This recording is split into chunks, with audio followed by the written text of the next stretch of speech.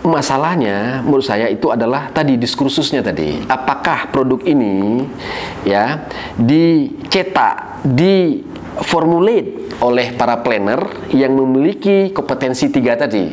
Maka tidak heran kalau kemudian ini tidak bisa betul-betul mendorong pemohon kita menuju ke para founding father.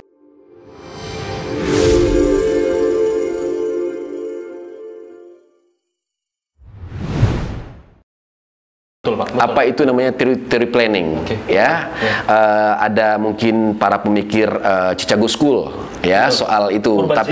Tapi tidak di sini, ya. Kita kasih tempo di podcast yang lain kira-kira begitu. Atau paling tidak izinkan saya untuk bersilaturahim. Siap, Pak. Saya siapkan materi. Ini juga saya pikir ya mungkin untuk pertemuan pagi ini kita mungkin masih agak general dulu, Pak. Ya, tapi mencoba melihat ilmu planning dan kontribusinya buat negeri Indonesia yang kita cintai ini. Tapi saya di podcast mendatang, saya ingin bertanya terkait dengan akar dari pemikiran planning ini, baik di Eropa maupun ketika ilmu kita coba lihat di Indonesia ke Chicago Urban School. Tapi ngomong-ngomong sebelum mungkin kita akhiri, Pak, izinkan saya mengajukan pertanyaan lagi ya, Pak. Silakan, ini saya ngujian apa kamu yang ngujian nih? Ngomong-ngomong, saya mungkin harus mengamini apa yang Bapak sebutkan tadi, bahwa sebetulnya dalam konteks RT/RW, meskipun Bapak bilang bahwa untuk sebagai sebuah dokumen sebagai sebuah produk is fine.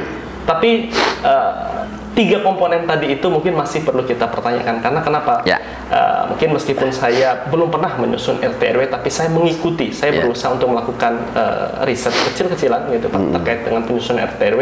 Saya pikir konflik of interest yang paling sering muncul ketika penyusunan RT/RW adalah zonasi. Artinya kita masih berkutat pada masalah fisik.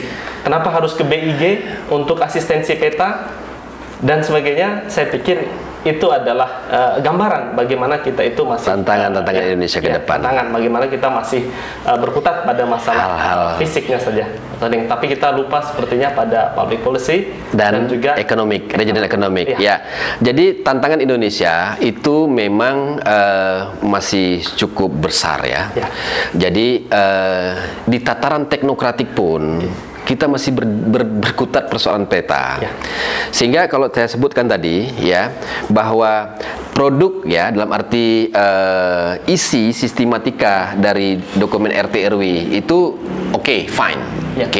Nah, tetapi ketika kita bicara soal peta, maka kita akan berhubungan sama geodesi. Jadi kalau kemudian kita peta aja masih carut-marut acak-adut, apa kata dunia gitu? Kita membuat sebuah perencanaan tanpa data yang valid. Nah, jadi ini kan bidang ilmu teknik. Nah makanya kalau misalnya kita bilang tadi physical and spatial planning, physical dan ilmu teknik itu salah satunya adalah ilmu ukur, geodesi, ilmu peta. Jadi ada geografi juga, Nah, kenapa kalau kita tidak punya peta, misalnya lah contoh, kita tidak punya topografi, bagaimana kita kemudian mengatakan bahwa nanti sistem drainasenya kemana? Maka peta ini adalah menjadi syarat.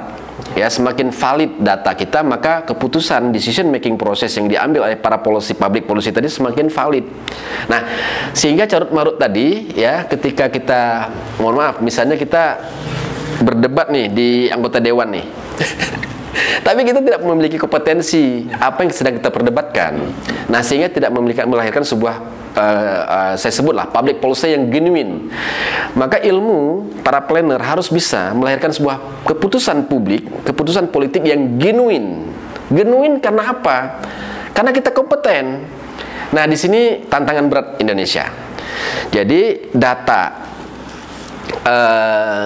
tidak salah kita bicara zoning.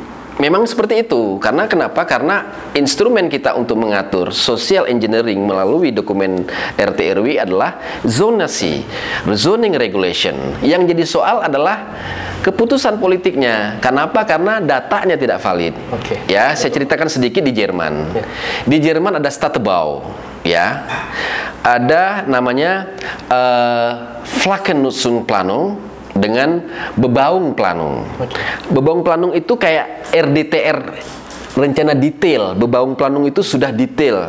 Ya. Nah, lalu kemudian ada Vlakkenhuishoudkunde, land use planning. Mereka dasarnya seperti itu dulu. Nah, ketika didetailkan, memang detail betul, datanya valid betul. Nah, ketika kita membuat sebuah produk perencanaan dalam perspektif engineering, data kita, land use planning, data kita tidak memadai. Betul. Nah, sehingga terjadilah keputusan-keputusan yang tidak genuine. Jadi saya katakan tadi ada regional economic, ya, lalu dituangkan di dalam spasial.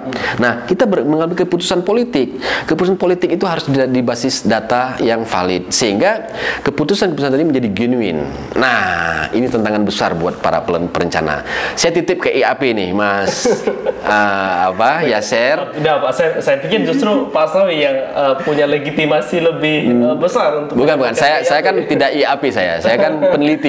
Tapi itulah yang saya baca terkait dengan planning, ya. What is planning, ya?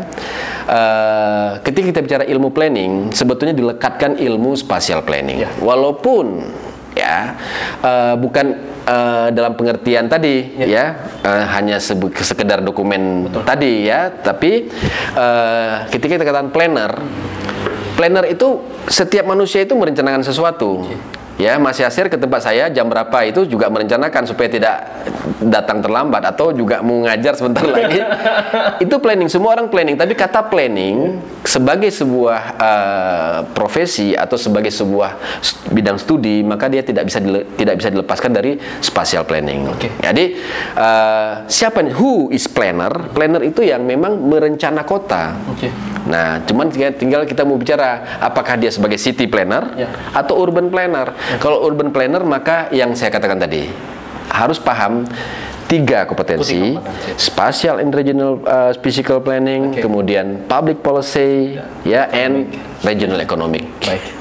Baik Pak, saya pikir itu adalah closing yang sangat mantap sekali. Yang saya pikir saya atau mungkin nanti para auditor, teman-teman yang menonton podcast kita ini bisa terus mengingat 3 komponen tadi itu. Oke, terus terang Pak, waktu 30 menit ini sama sekali tidak cukup bagi saya yang ingin terus belajar. Saya masih punya banyak sekali pertanyaan untuk Bapak, baik permasalahan-permasalahan yang sifatnya praktikal maupun permasalahan yang sifatnya teoritis. Tapi mungkin di silaturahim yang mendatang saya ingin sekali agar mungkin Bapak bisa meluangkan waktu kita bongkar sedikit Pak terkait dengan akar dari paradigm ilmu planning mulai dari city planning, dari sejarahnya dulu di Eropa, bagaimana Ebenezer Howard dan sebagainya. Dan juga mungkin yang paling penting sebagai Bapak dari ilmu planning, Patrick Geddes, ya. Mungkin itu yang perlu kita bahas sampai mungkin nanti Chicago Urban School, bagaimana sosiologi itu masuk ke dalam ranah ilmu planning. Karena terus terang kalau domain saya justru sosiologi planning, Pak. Siap. Ketika di sana.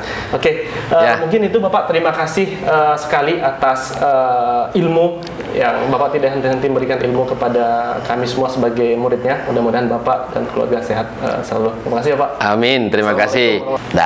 IHUD RC bersama membangun sesama. Yes. Terima kasih Pak.